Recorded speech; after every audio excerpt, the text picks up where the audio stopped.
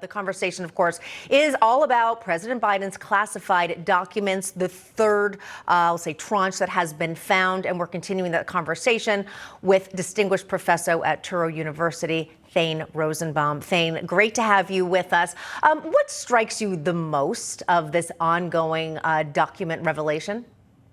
Katrina, it's that the Democrats, the Justice Department, congressional Democratic leaders boxed themselves in. They said that the retention of the documents, the possession of the documents, the removal of the documents, the mishandling of the documents were all crimes, right? And I was on your show many times saying no one's talking about the Presidential Records Act. Instead, they're talking about the Espionage Act. And I said, well, the Presidential Records Act contemplates that the president has a possessory interest in documents created during his presidency. You don't put a former president in jail because he took documents created during his presidency home, even if he was stonewalling the return. This is not the same thing as violating the Espionage Act, which applies to state secrets sold to foreign governments. So they boxed themselves in where they said it doesn't matter. He doesn't have to sell the documents. All he has to do is remove them, retain them, and mishandle them. Yeah. Guess what? That's exactly what Joe Biden did. And one more thing. Yeah, Joe Biden was vice president. He was not president.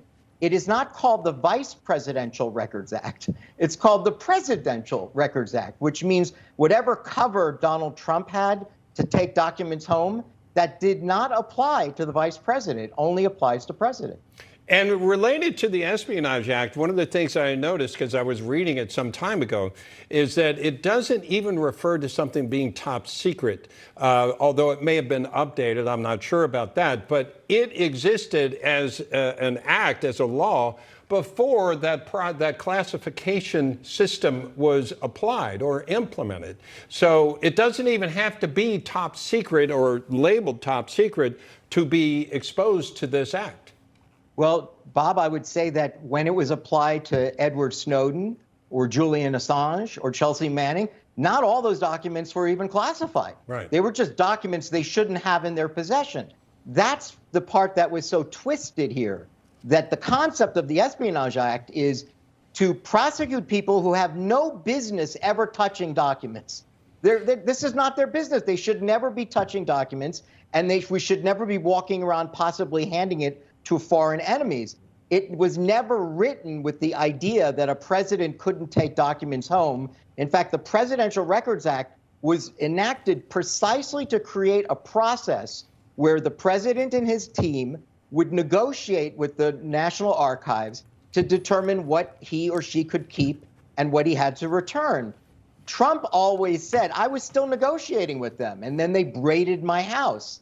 And so there is an argument to be said. The Presidential Record Act was never criminal in nature, and instead they skipped over that and they kept using the words Espionage Act, and they didn't care about whether Donald Trump sold anything. They simply said the fact that he had it in his house is enough. Mm-hmm. And I'm saying, okay, so now you have it in a garage. How is that any different?